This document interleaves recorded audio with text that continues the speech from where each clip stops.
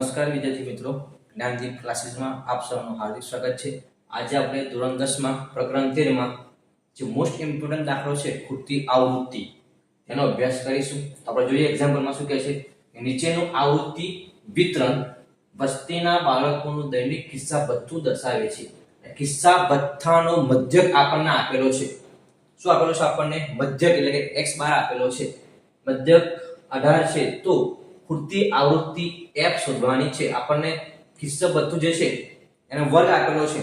તો વર્ગમાં શું છે તો કે 11 થી 13, 13 થી 15, 15 થી 17, 17 થી 19, 19 થી 21, 21 થી 23, 23 થી 25 ને આપણને બાળકોની સંખ્યા એટલે આવૃત્તિ આપેલી છે 7 છે, 6, 9, 13, f 5, 4. તો આ એક્ઝામ્પલને આપણે જે લાસ્ટ વીક ભણ્યા હતા પદ વિચલન તેની મદદથી પણ ગણી શકીએ છીએ. કેમ કે તફાવત બધાનો કેવો છે? સરખો છે કે 11 ને 2 13 ને 2 15 ને 2 17 ને 2 19 ને 2 21 ને 2 23 અને આપણે ધારેલા મધ્યકની રીતે પણ કરી શકીએ છે. તો પહેલા શું કરશું? આપણે આ દાખલાને ધારેલા મધ્યકની રીતે ગણશું.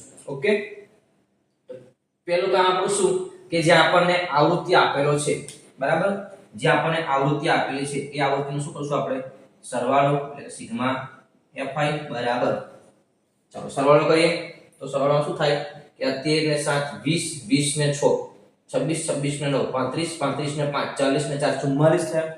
ઓકે, સરવાળો કેટલો આવશે? 44 વત્તા અહીં શું છે? f છે, તો f લખવાના ભૂલવાના નહીં. ના આપણને આપેલું શું છે તો કે મધ્યક x બાર કેટલો આપેલો છે તો કે 18 આપેલો છે. ઓકે, હવે આપણું કામ શું તો x મેળવી લઈએ મધ્ય કિંમત. ત્યારબાદ આપણું સૂત્ર છે કયું? ધારેલા મધ્યકનું એટલે કે x બાર બરાબર a વત્તા સિગ્મા fi di છેદમાં સિગ્મા fi. ઓકે, આની આપણે જરૂર છે. તો પહેલા શું કરશું? આપણે મધ્ય કિંમત શોધશું. મધ્ય કિંમત શું હતું? મધ્ય કિંમતમાં 13 + 11 11 અને 13 નો સરવાળો કેટલા થશે? 24 બરાબર છે. કેટલા? 24 3 ને 1 4 અને 2 24 ના અડધા એટલે કે 12 મળી ગયા. વારંવાર હવે આપણે ભાગાકાર કરવાની જરૂર છે નહીં. તો શું કરશું? 15 ને 13 થશે 28, 28 ના અડધા એટલે 14. તફાવત કેટલા છે? બે બેનો છે તો બે ઉમેરો. 14 ને 2 16, 16 ને 2 18, 18 ને 2 20, 20 ને 2 22, 22 ને 2 24. હવે આપણે મેળવવાનું શું? યાદ કરો, di બરાબર xi ઓછા a. ઓકે, તો હવે આપણે શું કરવાનું છે? a ધારવાના છે, બરાબર. શું ધારવાનું છે? a એટલે કે ધારેલો મધ્યક આપણે ધારવાનો છે. જે આપણે ગયા એક્ઝામ્પલમાં દેખ્યા હતા બધામાં આપણે ધારેલો મધ્યક શું કર્યું હતું તો કે આ પહેલી સંખ્યાને ધારતા હતા તો વચ્ચેની સંખ્યા પણ ચાલે. પણ આમાં શું કરવાનું તો કે જે આપણને આવૃત્તિ જે આપેલી છે એને આપણે લઈ લઈશું. કેમ કે આ જે સ્ટેપ છે આખું એ સ્ટેપ શું થઈ જશે? 0 થઈ જશે. કારણ શું? તો આપણે જોઈએ આગળ શું થાય. તો ધારો કે ધારેલો મધ્યક આપણો છે a બરાબર 20. ઓકે, મતલબ શું કે જેને આપણે ધારશું એ સ્ટેપ શું થઈ જશે? તો 0 થઈ જશે. ઓકે, ચાલો હવે શું કરશું? બાદ કરશું એટલે કે 20 અહીંયા 12 છે, 12 ઓછા 20. ઓકે, ત્યારબાદ 14 ઓછા 20, ત્યાર પછી 16 ઓછા 20, ત્યારબાદ 18 ઓછા 20. આ તો 20 - 20 થઈ જશે, લખી દઈએ. ચાલો 20 ઓછા 20, પછી 22 ઓછા 20, ત્યારબાદ 24 ઓછા 20. ઓકે, આપણો મધ્યક જે છે ધારેલો મધ્યક એ 20 છે. બાદ કરીએ તો 20 માંથી 12 કાઢશું તો કેટલા વધશે? 8 વધશે. 8 કેવા માઈનસ 20 માંથી 14 કાઢશું 6 વધશે તો -6, પછી -4, -2 0. અહીંયા 2 22 માંથી 20 કાઢશું 24 માંથી 20 કાઢશું તો અહીંયા. હવે લાસ્ટ સ્ટેપ છે આપણું શું છે કે fi અને di નો ગુણાકાર.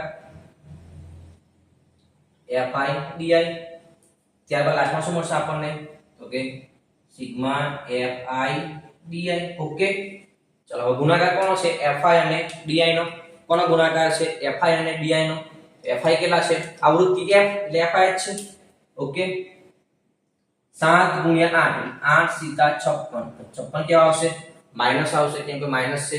6 × 6 36 માઈનસ 36 આવશે. ઓકે, 9 ચોક 36 માઈનસ 36 આવશે. ત્યારબાદ 13 દુ માઈનસ 26 આવશે. ત્યારબાદ f ગુણ્યા 0 આવી ગયું. જુઓ આ સ્ટેપ 0 આવી ગયું, એટલા માટે આપણે આને શું ધારી લેવાનું, એ ધારવાનું છે. ત્યારબાદ 5 દુ 10, ત્યારબાદ 4 ચોક 16. હવે જો અહીંયા બે ભાગ પડે છે. એક તો પહેલા બધા કયા છે, માઈનસ વાળા છે, એટલે પહેલા બધા માઈનસ વાળાનો સરવાળો કરી નાખશું. 6 6 6 કેટલી વાર છે, 4 વાર, અને 6 ચોક 24 થઈ ગઈ છે. 24 4 વધી પડી 2 2 અને 5 7 7 ને 3 10 10 ને 3 13 13 ને 2 કેટલા આવશે? ઓકે 15 15 કેવા આવશે? માઈનસ પડે છે ખબર? 6 ને 6 12 ને 6 18 ને 6 24 4 વધી પડી 2 8 ને 2 7 ને 3 10 10 ને 3 13 ને 2 15. હવે કોનો સરવાળો? પ્લસ વાળાનો સરવાળો, 10 અને 16 એટલે કે 26. ઓકે, થાય શું અહીંયા? 1 પ્લસ 1 માઈનસ, તો 154 માંથી કેટલા બાદ કરવાના છે? 26 બાદ કરવાના છે. 154 માંથી કેટલા કરવાના? 26. ઓકે, તો અહીંયા શું થશે? 14. તો અહીંયા શું થશે? 4 14 માંથી 6 કાઢશું તો 8 2 128 કેટલા આવશે? 128. અને 128 કેવા આવશે? તો માઈનસ એમ મોટું કોણ છે? 154. સમજાય છે? ચાલો હવે શું કરશું? તો જે બધી કિંમત મળી છે એ બધી જ કિંમત ક્યાં મૂકવાની? તો આપણું સૂત્ર છે ધારેલા મધ્યકનું, એમાં બધી જ કિંમત મૂકી દઈશું.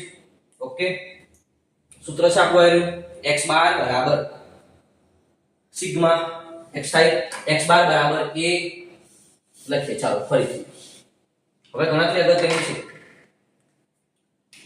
ધારેલો મધ્યક છે આપણો કેટલો છે? a 20 ધારેલો છે. a વત્તા શું આવશે? સિગ્મા fi di શું આવશે?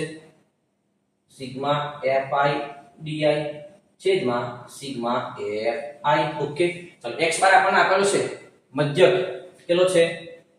તો કે 18 બરાબર a કેટલા ધારે આપણા છે? ધારેલો મધ્યક a કેટલા છે? 20. તો કે 20 વત્તા સિગ્મા fi di કેટલા છે? -128. તો -128 ભાગ્યા સિગ્મા fi કેટલા છે? 44 વત્તા f છે, તો 44 વત્તા f.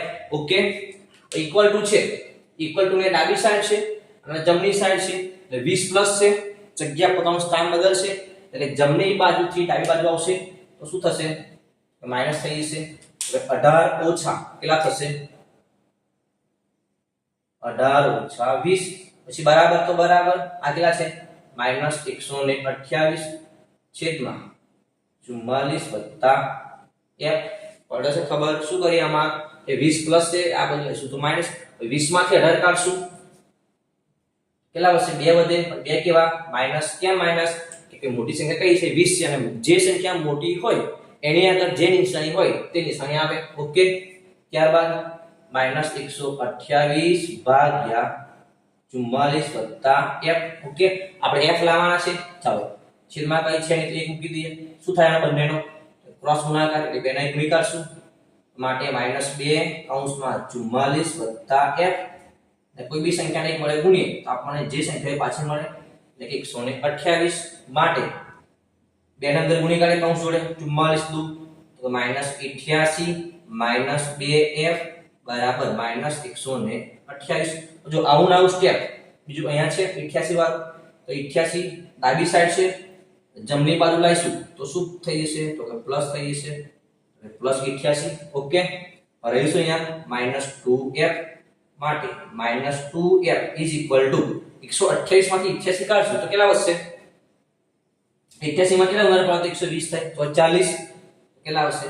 40. બંને બાજુ માઈનસ માઈનસ પ્લસ થઈ જશે માટે 2f બરાબર 40. f જોડે 2 ગુણાકારમાં છે, જ્યારે કોઈ પણ સંખ્યા ગુણાકારમાં હોય તો ક્યાં આવે? તો ભાગાકારમાં. તો f બરાબર 40 ભાગ્યા 2, 40 ના અડધા 20 દુ 40. આપણે જોઈતું હતું શું? કે ખૂટતી આવૃત્તિ. આપણે f મળી ગયા, તો આપણે f કેટલા હશે? તો કે 20 હશે. આપણે મળી ગયું, આપણો હતો a. ઓકે, એક્ઝામ્પલ સરળ છે પણ થોડી જે ગણતરી છે એ ગણતરી અગત્યની છે. ઓકે.